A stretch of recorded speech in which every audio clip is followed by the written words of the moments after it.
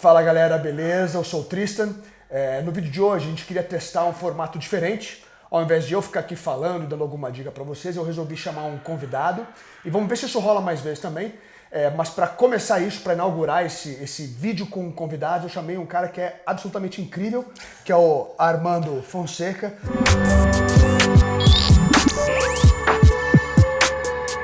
Esse cara, sem papas na língua, o cara é foda, é um cineasta completo, irmãozaço assim de carreira, conheço ele há mais de 10 anos. O cara é roteirista, produtor, diretor, editor, é apresentador de programas sobre cinema na televisão, que é o Cinelab do Sci-Fi do canal Universal. Se você não assistiu esse programa, cara, corre e vai assistir esse programa. É muito bom. É tão bom que teve até um spin-off agora, que é o Cinelab Aprendiz. Isso, é. Então, porra, Armando, valeu, cara. Em primeiro lugar, obrigado por ter vindo gravar o vídeo aí, que você tá o dia inteiro trampando já no próximo filme, não é isso? Sim, a gente, como você sabe, alguns dias atrás a gente gravou a última diária do nosso último longa-metragem, que é o Skull, a Máscara de Anhangá. Gravou aqui. Isso exatamente aí, aqui. várias coisas aqui. E a gente vai, segunda-feira agora, daqui uns dias, começar as filmagens do nosso novo longa. Quem vai dirigir é o André Sigvalt. E a gente tá nessa pré há um tempo já, então assim, a gente tá tentando produzir o máximo que dá nesse ínterim, né? Ninguém vive pra sempre, sabe? É isso aí. Isso é uma coisa legal. Acho que é por isso que é legal chamar o Armando pra começar. Esse cara não para, mano. Não, ele não para. Você vai de um projeto... Você sabe quantos filmes você já fez? Ah, cara, já fiz bastante, assim. Se você pensar longa que eu dirigi, foram 2. Dirigi 2 longas. O que é uma coisa que nos últimos 5 anos foi o que aconteceu, né? Mas se você contar videoclipe, curta, longas de outras pessoas que eu trabalhei também, aí faz mais de 10 anos que eu tô fazendo isso aí e vamos nessa, Nem sabe quantos mais, né? Puta, não sei, tem muitos, cara. Curta, sei lá, uns 30 curtas, acho que é uma média boa, assim, mais ou menos, esses últimos tempinhos aí. Só a gente trabalhou juntos em quantos longas? Eu acho que a gente fez 1, 2, 3... 4? 4 longas juntos, cara. 5? Acho que 5 agora, hein? 5 com os 5 longas. Esses últimos anos aí, cara. E tirando assim, que também, no Cinelab, o que a gente fazia? A gente tá na 5ª temporada. Então teve 3 temporadas do primeiro Cinelab, que era a gente no formato que nós fazíamos curtas em cada episódio. Só aí foram 39 só do Cinelab. Não tô nem contando os que eu fiz por fora, independente, com outras equipes.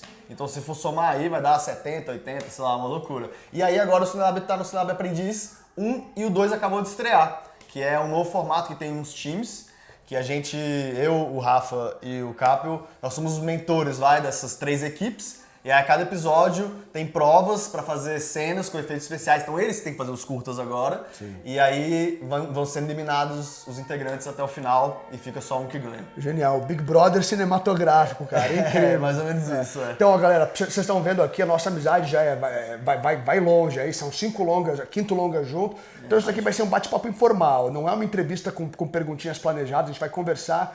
Mas é claro que o objetivo é sempre compartilhar algo com você que está começando agora, você que quer fazer cinema, seja na frente das câmeras ou atrás das câmeras, e tomara que você tire aqui desse bate-papo alguma coisa muito útil, muito válida, nem que seja uma inspiração, uma motivação aí para sua carreira.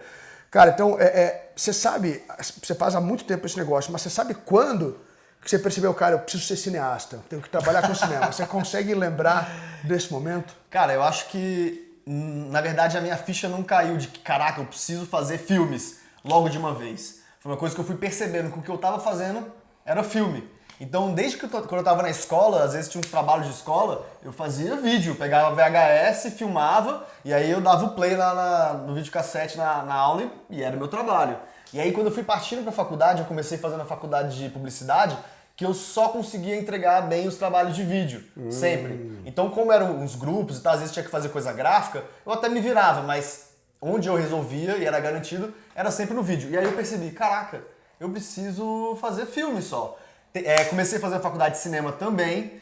Isso em Brasília? Isso em Brasília, quando eu era moleque, né? Isso aí faz muito tempo. Porque agora é o senhor idoso, né? Isso. Mas assim, imagina que há 15 anos atrás não tinha curso de cinema lá em Brasília, onde eu morava. Então eu tive que me virar com o que existia ali. Sim. Então eu sempre tive essa parada de, não só nos cursos procurar fazer filmes, mas também por fora. Eu sempre gostei de fazer os filmes, produzir os filmes, chamar as pessoas que eu sei que podiam me ajudar, amigos que gostavam de produzir também, para produzir esses filmes independente, de forma independente. Saquei. Então, caiu essa minha ficha quando eu, vim para São Paulo, depois de ter feito essas faculdades de publicidade, cinema, fiz curso na New York Film Academy, fiz curso também na ECTV em Cuba, que é aquela escola de cinema em Cuba. Então, eu já sabia como proceder para produzir. Só que quando eu mudei para São Paulo, mais de 10 anos atrás, quando a gente se conheceu, e aí eu vi que você já tinha umas técnicas que você trazia de alguns anos já, de produção, de como executar filmes mesmo. Foi aí que eu tive certeza. Falei, cara, não tenho dúvida nenhuma. Se eu antes estava tendo algum resultado com o que eu estava produzindo, agora incrementando com tudo que eu vi contigo, né? Eu pude perceber que era isso, eu conseguiria executar essas ideias. Porque tem muita gente que ama cinema, que adora cinema, não tô falando que eu gosto mais do que ninguém, mas tem muita gente que tem essa vontade, ou entra para escrever roteiro, ou fala quero produzir, e acaba se embananando, e tipo, caraca, por que caminho que eu sigo?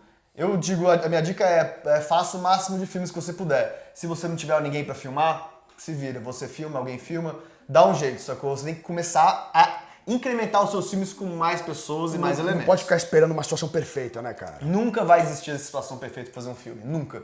Então até um filme que a gente, por exemplo, esses últimos longos que a gente se planejou por meses, ficou lá 6 meses na pré pesada, você sente que você fala, caraca, eu ainda poderia lapidar mais. Sim. E aí depois que você filma e tá na edição, você fala, cara, eu poderia lapidar mais, você tem que exportar pra mandar pro distribuidor. Então, sempre tem como melhorar, né? E essa melhora fica pro próximo projeto, né? Pro próximo. Então, você não pode nunca falar, não vou fazer meu projeto porque não tem a situação ideal, não tenho a equipe ideal pra fazer, eu não sei certos aspectos. Cara, se você não sabe, você vai se fuder, você vai se lascar fazendo seu filme sem conseguir executar certas funções pra você ver que é totalmente necessário.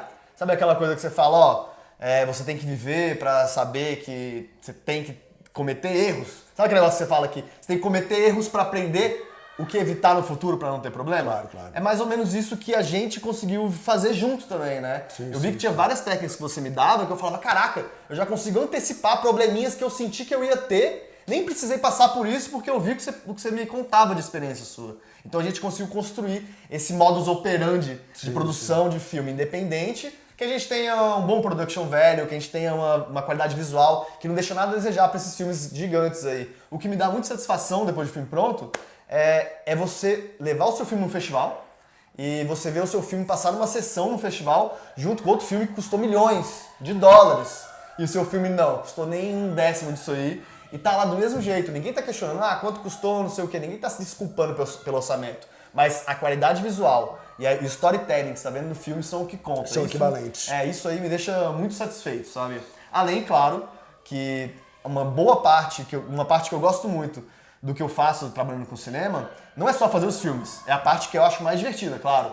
Mas eu curto muito trocar ideia com a galera. Então a gente faz vários workshops, você sabe, né? A gente já trabalhou muito dando workshop, palestra por aí.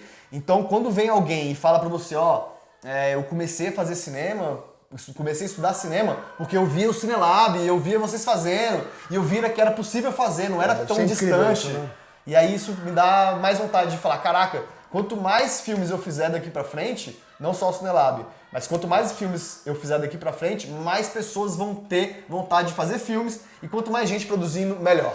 Porque o que a gente tem aqui é um mercado que é muito engessado, né? Sim. Pelas fontes de investimento e tudo mais. Então quanto mais gente pensando em como produzir um cinema independente, que dê bons resultados, melhor. Mais gente fazendo, melhor. Mais troca também, né? Mais troca. Então, eu acho que essas ideias de fazer uns cursos que você se aprimora e você tem a oportunidade de, na prática, produzir, porque às vezes o que falta é isso, né? Você tem muitas ideias, tem muitos filmes que você quer produzir, mas você não tem a oportunidade de colocar o filme que está no papel ali.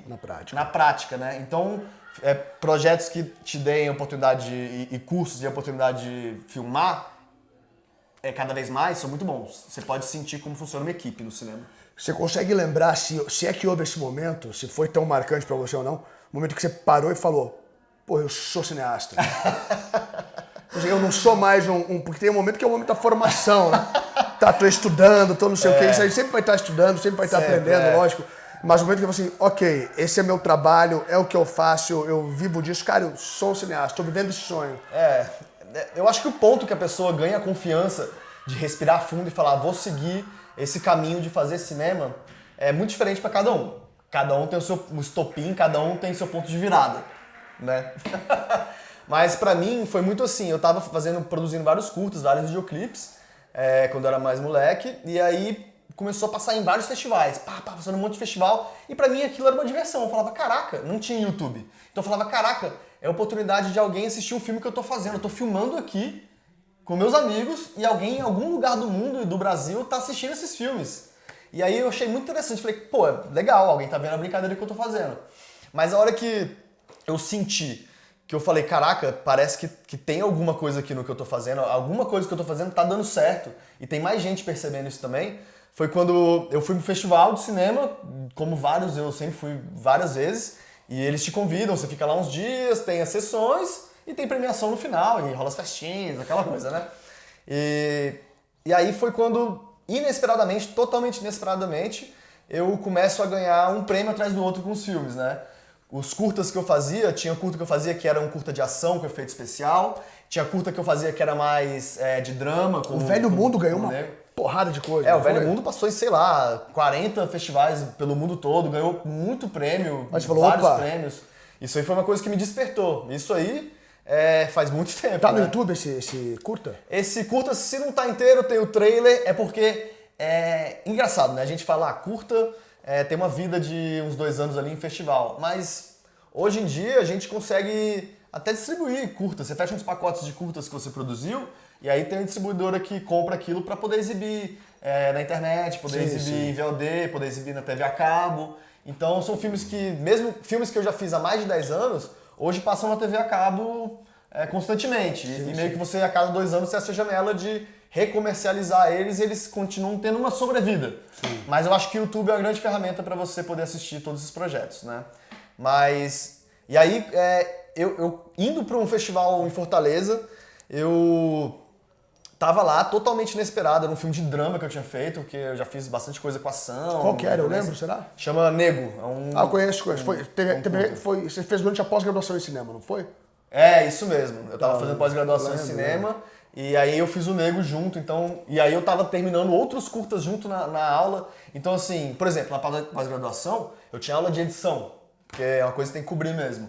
Só que na aula de edição, o professor já viu que eu tava editando um filme ali que tinha 20 minutos e tinha muita cena de ação e muito corte e tal. Então ele viu que, assim, o básico que eles estavam passando, ou até um pouco intermediário, avançado, eu já não precisava mais. Então ele me ajudou a sentar comigo e falar, o que você precisa de alguma ajuda? Eu falei, cara, eu só preciso de tempo. Deixa eu editar aqui que eu só preciso terminar esse filme, sacou?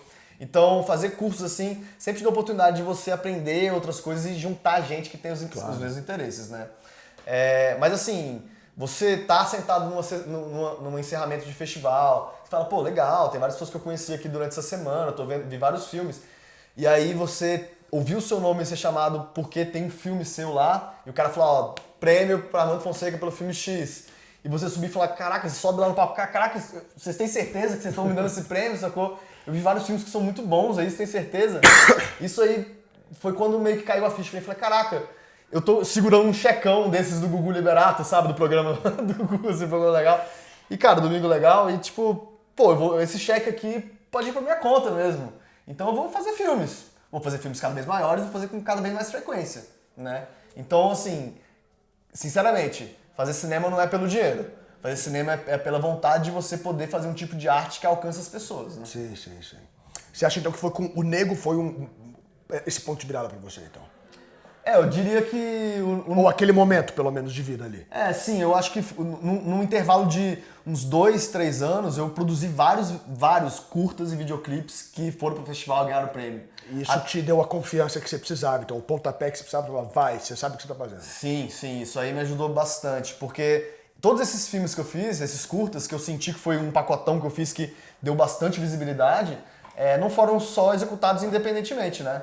Teve vários ali que eu consegui extrair de alguns cursos que eu fiz. Então, quando eu fazia um curso só para me aprimorar, eu conseguia dali extrair um filme produzido de uma forma legal que eu conseguia botar para frente. Então, juntou os pacotes dos meus interesses que eu fazia, coisas que eu fazia independentemente, coisas que eu fazia de forma independente, juntei com os filmes que eu fazia em cursos também e me levou para algum lugar muito bom. Legal. Eu diria que, assim, não há idade para você fazer curso para aprimorar sobre qualquer assunto. Claro. Você tem que sempre buscar saber mais, estudar mais. Nunca vai chegar no ponto que você vai chegar num curso e vai saber tudo que está sendo falado ali. Se chegar a esse ponto, você é muito chato, né? É, cara, você vai saber tudo. Cara, mais chato, já sei tudo. Mr. Know-it-all. Pô, coisa Tenta chata. ver janelas na sua cabeça que você consegue encaixar ideias e modos de produção de outras pessoas, porque funciona muito bem. A melhor coisa é você se reciclar e ouvir outras pessoas e conversar com muita gente. No início, acho que o tempo todo a gente vive dando murro em ponta de faca, né? Quando a gente trabalha com cinema. Mas tinha uma faca que era mais presente nesse momento inicial da carreira, tipo, uma faca contra a qual você dava mais murro.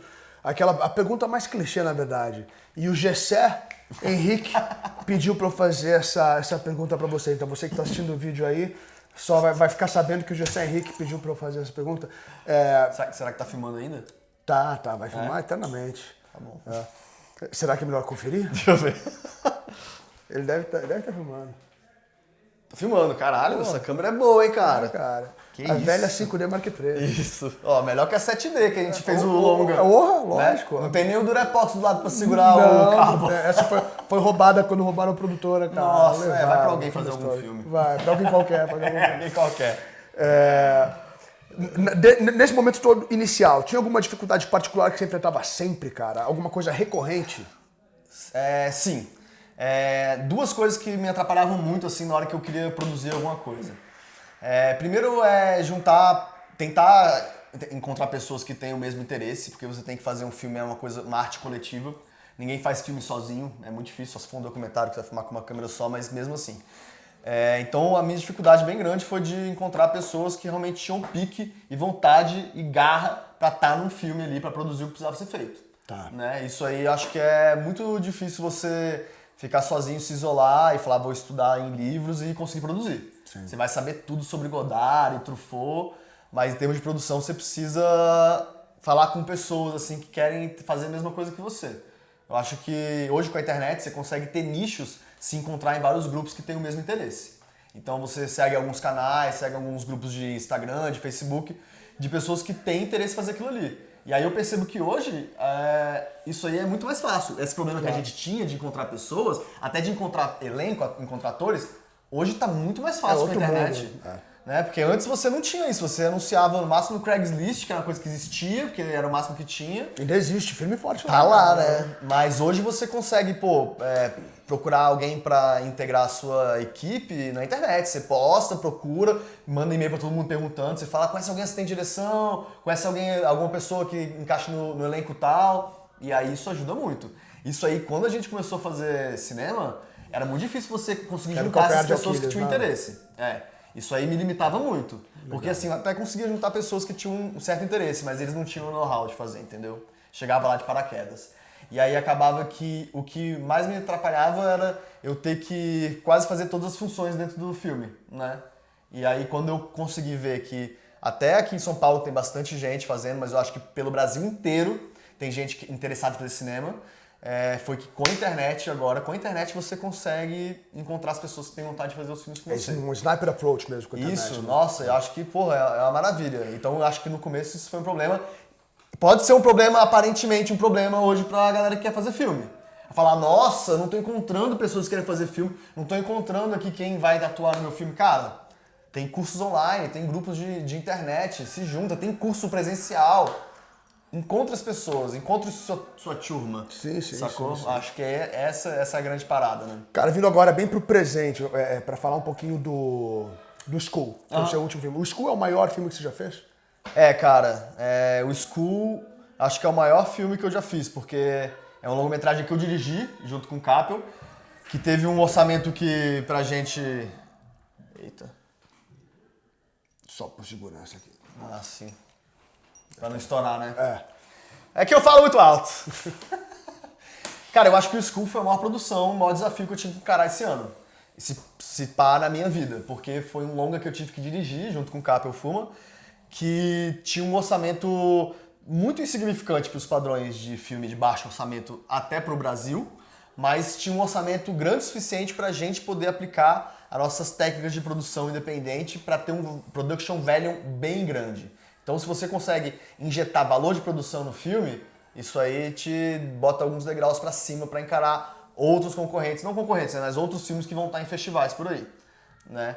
Então, o School, não só em termos de orçamento ele foi inflado, mas também equipe, foi a maior equipe que eu trabalhei já, uma equipe enorme que eu tive a oportunidade de dirigir, né, que é um projeto que eu tô fazendo, que tem uma equipe grande, e muita locação, filmado totalmente em São Paulo. Então, eu já fiz vários outros longas que a gente não precisava filmar sempre em São Paulo. E filmar em São Paulo é uma logística muito louca, né, porque a cidade tem muito trânsito, todo lugar não pode estacionar, ninguém quer fazer filme com você, quando você chega na rua pedindo.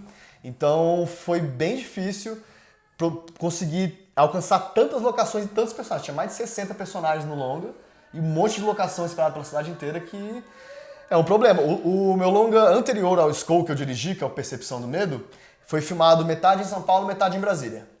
E em Brasília eu senti um approach completamente diferente para produzir, na cidade em si.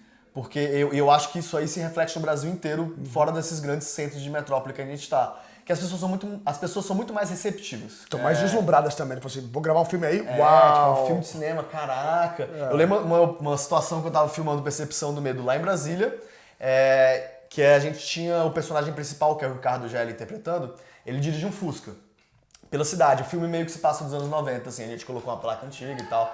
E aí a gente tava fazendo uma cena que ele descia em volta do Congresso, ia dar a volta na rua do Congresso, passar na frente, não sei o quê. E aí toda hora dava uma descidinha na ladeira, e aí o André Sigvalt, ele tava fazendo fotografia, pegava outros ângulos assim pra gente poder compor a cena do carro dirigindo por Brasília, né? E aí eu mesmo tava dirigindo. Eu botava a camisa do ator e eu mesmo era o dublê de motorista, né? E aí dando a volta lá por cima, passando na frente do Congresso, assim, ó, a polícia me para, me estaciona um carro na frente e outro atrás, me trava. Aí eu, putz, lascou, porque, pô, tô com um Fusca aqui, com o vidro quebrado, que a gente tinha feito uma cena que o vidro tava completamente quebrado do Fusca, com os papel voando assim, não tinha o documento. Eu não tava com a minha carteira, porque a gente tava produzindo, não tava com meus documentos, tava só com o plano de filmagem e tal. Então não tinha documento do carro, não tinha meu documento do CNH. E aí o policial parou, desci, a placa tava adulterada, porque era a placa antiga de cenografia. Aí eu desci do carro...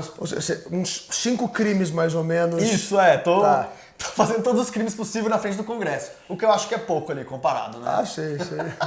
E aí eu desci do carro, falei, oi, tudo bem, não sei o que, os policiais, o que você tá fazendo, não sei o que, você tá andando... Falei, não, a gente tá fazendo um filme.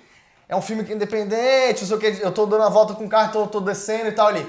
E esse Fusca aí? Aí eu já falei, caralho, vai pedir o documento, vai falar da placa, vai ver que tá tudo irregular. Eu falei, então, esse Fusca aqui era o Fusca da minha avó, ela faleceu uns meses atrás, e aí eu aproveitei pra pegar o Fusca e botar no filme. Então o personagem principal do filme, ele dirige um Fusca. E aí se passa nos anos 90, porque tem essa placa amarela, não sei o que, e o cara, muito interessante. Pô, legal demais.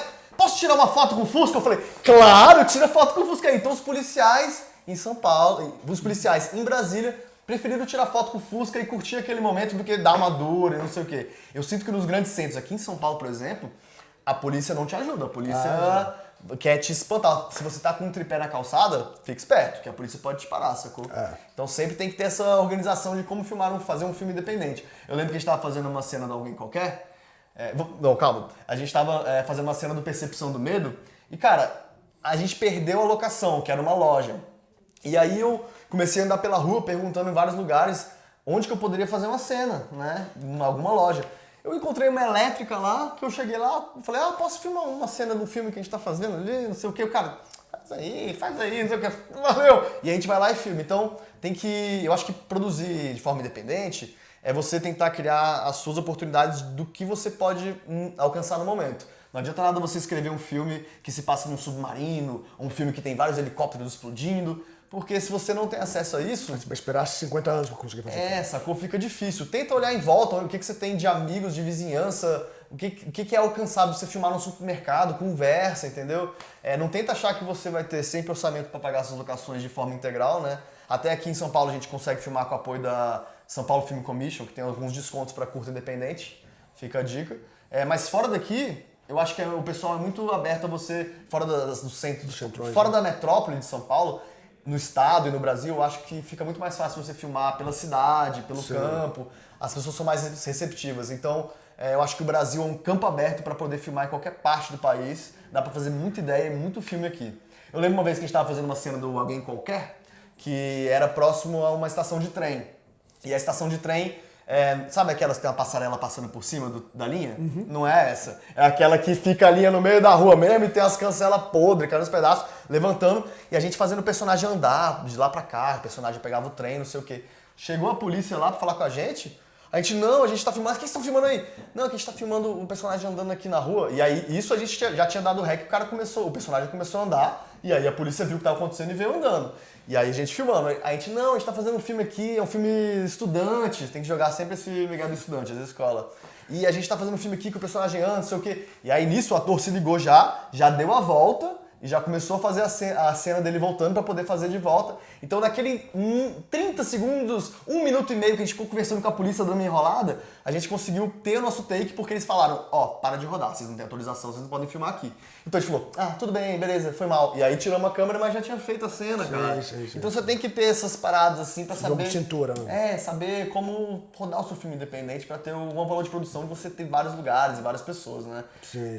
Nunca vai ter a forma perfeita. E o momento ideal e as condições maravilhosas pra você rodar seu filme. A não ser que chame pra fazer o Avengers 8. Não, isso. Assim, aí você vai ter 200 milhões de dólares e você arrebenta. Pô, nem se preocupa.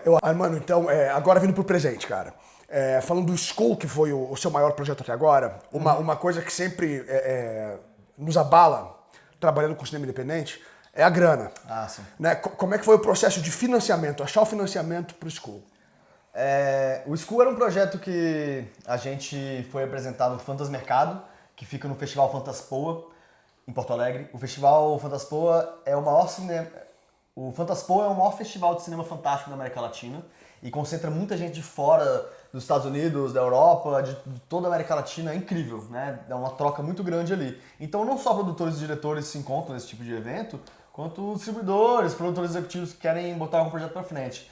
E lá tem o Fantasmercado. E em mercado, tem vários mercados de cinema pelo mundo, né? Onde você apresenta projetos, faz pitchings e pessoas interessadas, players, vêm com os projetos que estão acontecendo para poder botar para frente, para produzir, né? E o Skull é um desses, é um projeto assim que a gente há vários anos já tinha ele sendo trabalhado, né? A gente tem vários outros projetos na cartilha que a gente tem feito ao longo do tempo, então a gente vai vendo qual que a gente consegue engatilhar para começar a produzir, depois do outro e tal, isso é importante. Então um deles a gente levou pro Fantasmercado e apresentou lá e acabou que vários players, tanto fisicamente quanto pela internet, conseguiram dar uma olhada nesses projetos de que tipo de produção e que tipo de histórias poderiam ser contadas ali, né? Então, é interessante porque tinha vários projetos de filme que já tinham um financiamento muito grande, já tinha, sei lá, seu R$1 milhão e queriam complementar com mais um tanto para poder filmar, e tinham projetos que não tinham nada, né? E o que aconteceu foi que o Skull acabou sendo visto por alguns players, esses aí, distribuidores, produtores executivos que olham os projetos, e a CineState, que é uma produtora americana, se interessou, achou interessante o projeto, conversou com a gente, viu outros filmes que a gente já tinha feito, a gente falou sobre o nosso modo de produção, o que a gente consegue alcançar com certo orçamento, com mais orçamento, e eles ficaram bem animados, porque a nossa preocupação maior, assim, claro, é contar uma boa história, mas ter um valor de produção alto o suficiente para não questionarem se esse filme é um filme de baixo orçamento, é um filme de pouca grana, né? Então eles acharam bem interessante, porque o que a gente acha que é baixo orçamento aqui no Brasil, nos Estados Unidos pra gente seria tipo um super filme. Lá o baixo orçamento dos Estados Unidos pra gente é milionário, né? É outra realidade.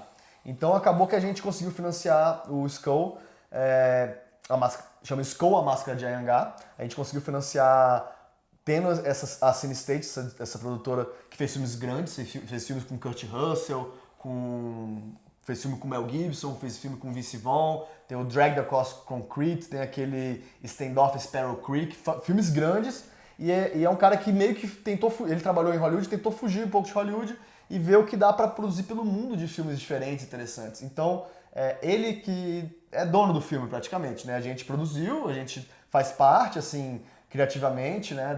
A ideia é nossa, a história é nossa, mas ele tem a forma de botar esse filme pra frente como produto, né? Vender. Pra vender, porque ele não vai só financiar um filme porque ele ama cinema. Claro. Ele vai financiar o filme porque ele acha que vai ter algum resultado financeiro daquilo ali e vai conseguir botar em vários canais de TV a cabo, no cinema, colocar em streaming, né? Então assim, a gente pensa muito na parte artística dos nossos filmes, né?